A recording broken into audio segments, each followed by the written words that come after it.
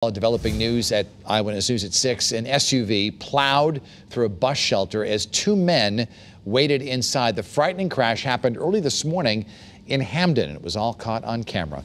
Channel 3 New Haven Bureau Chief Matt McFarland is live now in Hamden with all the details for us. Matt? Well, Dennis, this is where the bus shelter used to be. Right now, all there's left is a couple of orange cones put out by the public works crews here in Hamden. This is where the SUV came barreling through this bus shelter.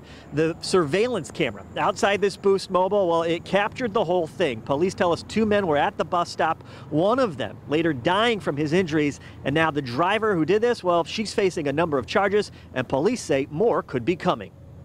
One person sits on a bench waiting inside the bus shelter while another walks towards it. An SUV's headlights suddenly appear, and that's when we stop the video, an instant before impact. That's tragic, you know. Dylan Harkleroad says he waits at that bus stop at Dixwell and Wooden Street every morning. I take the first bus, which is the 5 o'clock bus, and I lucked out today, I guess. But for some reason, he decided to take an Uber into New Haven and miss the horrific crash, only to see the aftermath on his way back into town. That scared me, you know. It's, I don't know if it was God looking out for me this morning or what. Police say 57-year-old Maurice Messier of Hamden, who was waiting inside the bus shelter, died from his injuries suffered in the crash. I saw it on the news this morning. I was surprised, and it looked like significant damage. Teresa Levine, a chiropractor with an office on Dixwell, says Messier lived in an apartment upstairs and would often stop in to chat. He was a nice guy. I think he was lonely. I don't believe he had any family in the States, so he'd stop by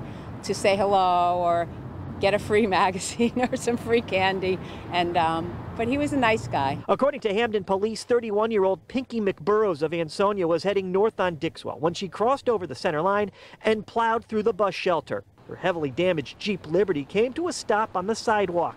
Police say she got out and tried taking off, but an officer quickly caught up to her. I'm glad that she was found and justice will be paid, hopefully.